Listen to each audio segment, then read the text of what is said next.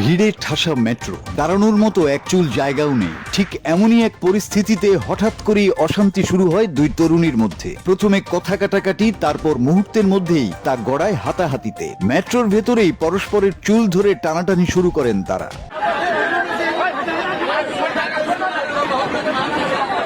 প্রত্যক্ষদর্শীদের ভাষ্য অনুযায়ী পরিস্থিতি সামাল দেওয়ার চেষ্টা করেন এক তরুণ যাত্রী। এক তরুণীকে আলাদা করে সরিয়ে নেওয়ার উদ্যোগ নেওয়া হলেও তাতে কাজ হয়নি। ভিড়ের চাপে পরিস্থিতি আরো জটিল হয়ে ওঠে। শেষ পর্যন্ত অন্য এক যাত্রী ভিড় ঠেলে এক পাশ থেকে অন্য পাশে এগিয়ে গেলে থামে মারপিট। ততক্ষণে মেট্রোর ভেতর তৈরি হয়েছে চরম বিশৃঙ্খলা। সুযোগ হাতছাড়া না করে পুরো ঘটনাটি মোবাইলে ক্যামেরা বন্দী করেন কয়েকজন যাত্রী।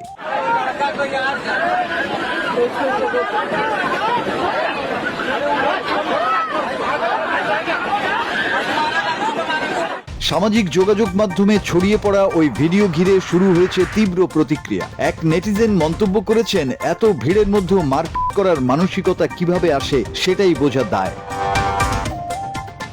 স্থানীয় সংবাদ মাধ্যম সূত্রে জানা গেছে, ঘটনাটি ঘটেছে দিল্লির মেট্রো রেলে। যদিও এই বিষয়ে এখনো কর্তৃপক্ষের পক্ষ থেকে আনুষ্ঠানিক কোনো বক্তব্য পাওয়া যায়নি।